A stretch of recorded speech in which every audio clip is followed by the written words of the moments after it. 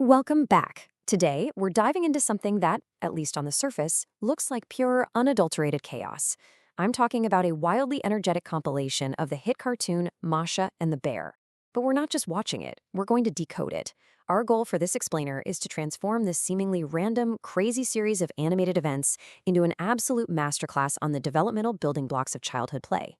Seriously, by the time we wrap this up, you'll look at a child's messy playtime in a completely new light. Let's get into it.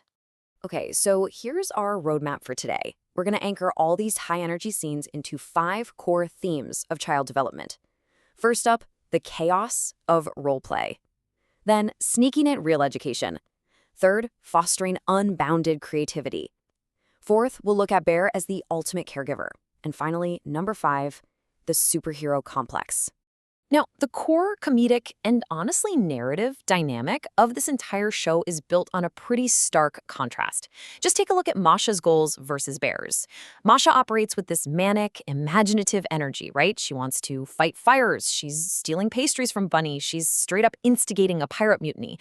Her world is literally always in motion. And then, well, you have Bear. Bear's goals are so incredibly simple. He just wants some peace, maybe a quiet snack or to go fishing. That friction, Masha's intense developmental drive just constantly colliding with Bear's desperate need for tranquility, that's the engine of the entire show. So, moving to section 1, the chaos of role play, hats, mutiny, and pastries. Let's see how this translates into the wildly unstructured, super fast-paced world of a child's imagination. In just this one compilation, we watch Masha just rapidly cycle through all of these incredibly complex roles. I mean, one minute she's a brave firefighter, demanding a red fizzy thing to put out imaginary flames. The next, she's a mechanic telling the boys how to build a car van. And then suddenly she's wearing a special hat, declaring herself a pirate captain leading a mutiny. And right after that, she's a monkey tamer, trading bananas to win a prize. It perfectly illustrates a child's hyperactive imagination at work. They're constantly trying on different identities, testing the waters of adulthood and authority, and moving seamlessly from one world to the next without even missing a beat. And this brilliantly illustrates the hilarious and honestly very real gap between a child's grand, self-appointed titles and their actual, entirely illogical actions. Take the League of Mysterious Helpers she forms. In Masha's mind, this is a top-secret, heroic, incredibly noble team, but what do her actions actually look like? Well, she chases down a bunny, beats him up, and takes back pastries. It totally highlights how young kids understand the vocabulary of heroism and helping, but haven't quite mastered the execution yet. They want the glory of the title, even if their methods are, well, a little bit rogue. Okay, section 2, sneaking in real education, the car van incident. Transitioning from pure chaos, we find that play isn't just about making noise. It's actually often a brilliant Trojan horse for foundational learning. Which brings us to a really crucial question. How exactly do you trick kids into learning the alphabet when they would rather be playing? Like, how does Bear, taking on that parental figure role, leverage Masha's wildly unstructured role play to force some actual concrete education into her day? Well, by mapping out this specific sequence, we can see this brilliant progression from pretend play to hitting a real-world roadblock.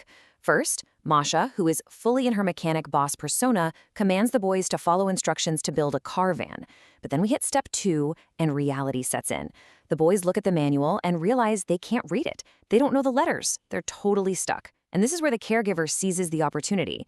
In step 3, Bear realizes they skipped their studying, steps in, and forces the sleepyheads to sit down and study actual letters like A, M, R, and U. It's genius, because the play created the need for the knowledge, making the educational moment incredibly effective. Moving right along to section 3, fostering unbounded creativity, art, and photo genius. Because beyond structure and letters, child development absolutely thrives on creative expression, and Masha, of course, tackles this with her usual overwhelming confidence.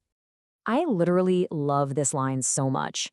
Masha grabs a camera and immediately declares, "Wow, I'm looking so very photo genius." She just wanders around demanding everyone think cheese or say cheese for her photos. It perfectly captures that supreme self-belief children have when they discover a new artistic tool. She doesn't just want to take pictures, she believes she is instantly a genius at it. It injects this absurd, wonderful humor into her artistic pursuits. And right alongside that confidence is this grand philosophy she shares. Just remember, Bear, there can never be too much art in your life. Now, she states this incredibly profound thought right before creating a massive, chaotic mess that Bear has to deal with.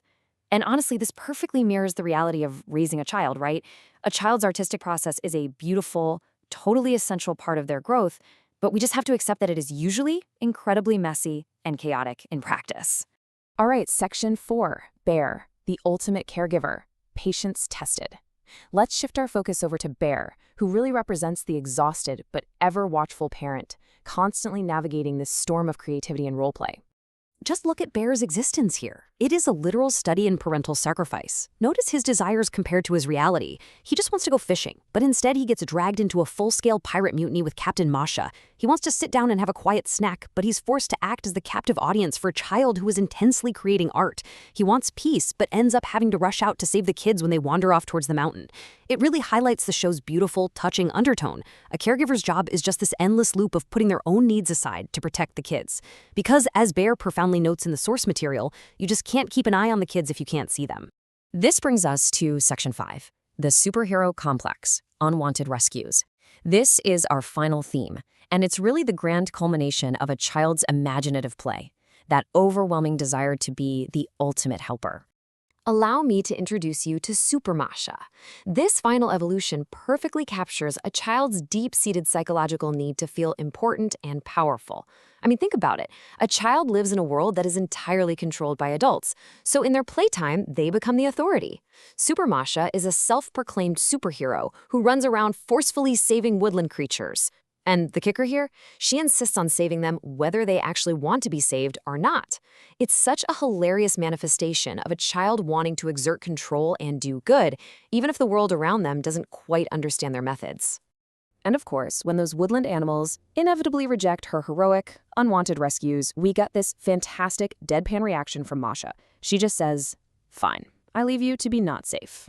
It perfectly, brilliantly nails the absolute frustration of a child whose grand, very serious roleplay is being ignored by the people around them.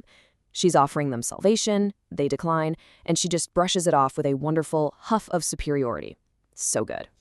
So, tying all of these themes together, we can clearly see that this compilation isn't just random, silly noise meant to distract a viewer. It is a highly structured, remarkably accurate reflection of how kids actually grow. Through chaotic pirate mutinies, they learn leadership and storytelling. Through sneaky alphabet lessons hidden within a car repair game, they encounter real educational hurdles. Play is the ultimate, messy, vital learning tool for navigating boundaries and understanding the adult world. I want to leave you with a final thought to really reconsider the method behind the madness of unstructured play. Next time you see a child causing absolute chaos in the living room, ask yourself, are they just making a mess, or are they practicing to save the world? Thank you so much for exploring this fascinating topic with me in today's Explainer. Until next time, stay curious.